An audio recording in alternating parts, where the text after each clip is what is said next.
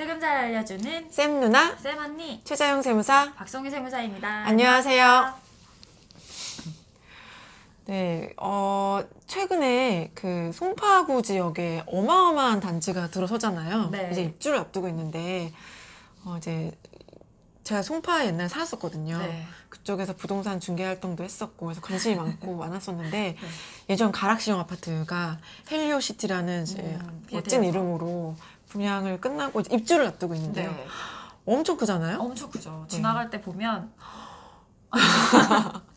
근데 이제 지금 이제 등기를 앞두고 네. 입주를 앞두고 있어서 지금 이 상태에선 세법에서는 얘가 아파트기는 한데 네, 아직은 아파트가 아닌 거죠. 네. 입주권이거나 분양권이거나 이런 상태인 거죠. 네, 입주권. 조합원들이랑 뭐 분양 받으신 분들. 네. 그럼 세법에서 입주권이랑 분양권의 차이가 있는 건가요? 네, 있죠. 네. 입주권은 원래부터 주택이 있던 사람들이 받은 거거든요. 그래서 네. 이거는 주택으로 보는데, 네, 부동산. 네, 그러니까 부동산으로 주택. 보고, 그리고 주택수에도 포함시키고요. 네. 분양권은 일반 분양 받으신 분들한테 쓰는 단어가 분양권인데, 이거는 아직 부동산을 취득하기 전인 거예요. 부동산을 취득할 수 있는 권리인 거죠. 네. 그래서 요거는 좀 차이가 있는데요. 그래서 처분하실 때도 차이가 있고, 세법에서도 약간 빈틈이 있었죠. 네네, 있었어요. 이 부분이서 앞으로 개정을 앞두고 있잖아요. 어떤 내용이 들어왔죠? 네, 그러니까 분양권에 지금 사실 시세 차익이 많이 나서 이거를 바로 파시게 되면 양도소득세가 무려 뭐 50% 50% 되는 네, 거죠. 55% 가 조정대상 되는 지역 거죠. 내이기도 하고. 네. 네. 그러다 보니까 이걸 팔자고 하니 너무 세금을 많이 내야 되는데 근데 그래서 이걸 한 단계 배우자한테 증여를 해서 취득가액을 높인 다음에 판다. 네. 그러면 양도차익이 없어지겠죠. 네.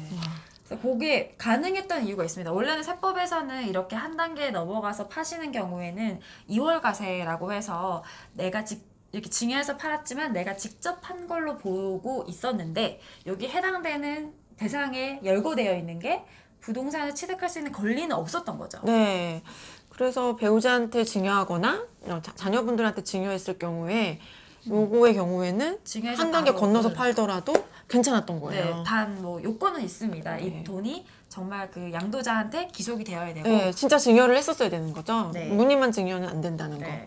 그랬었는데 이제 이게 약간 원천 봉쇄가 됐죠. 법이 보완돼서 개정되었어요. 시행령에 이렇게 한 단계 건너서 처분하셨을 경우에 5년 이내 처분을 한다면 그거는 양도차익을 이 수증자가 증여받은 가액으로 하지 않고 제가 최초 샀던 가격부터 증여자의 최초 샀던 가격부터의 양도차익을 고려해서 수증자의 양도차를 세금을 매긴다는 거죠. 좀 복잡한데 어쨌든 이 사람의 증여가 마치 없었던 것처럼 취급하겠다는 거죠. 네. 그거는 세금을 줄이기 위해서 니들끼리 꼼수 쓴 거야. 뭐 이런 잣대가 있었는데요. 이게 새롭게 생겼고요. 네, 법에 이제 부동산 취득할 수 있는 권리도 이 법에 적용을 받게 된다라고 들어왔어요. 근데 네. 이게 언제부터 되는 건가요? 이게 이번 시행령부터 적용된 사항인데요. 시행령은 지금 1월 7일 날 발표가 되었고 입법 예고를 통해서 이제 공포가 되면 확정이 되는 건데 네.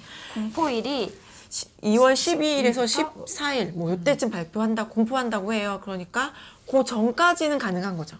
그 전까지는 분양권을 갖고 있는데 시세 차익이 좀 많이 났다 이랬을 때는 좀 어떻게 절세할 수 있는 게 있을까라는 고민이 있으신 분들은 설 전에 네. 하셔야 됩니다. 배우자한테 증여하시고 배우자가 처분하시고 그 처분한 자금으로 바로 본인이 배우자가 쓰시면 돼요. 네. 이거 처분한 자금 다시 돌려주시면 안 돼요.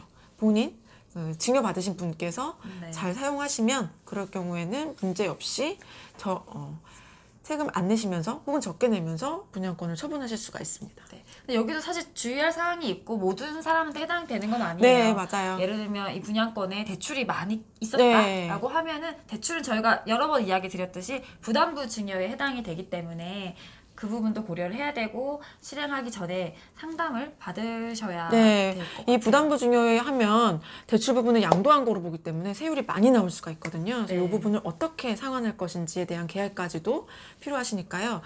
뭐 헬리오시티뿐만 아니라 분양권 갖고 계신 분들 그래서 시행령 전에 해결하고 싶다 하시는 분들은 저희 쌤누나 쌤언니한테 문의해 주시면 저희가 답을 드릴 수 있도록 하겠습니다.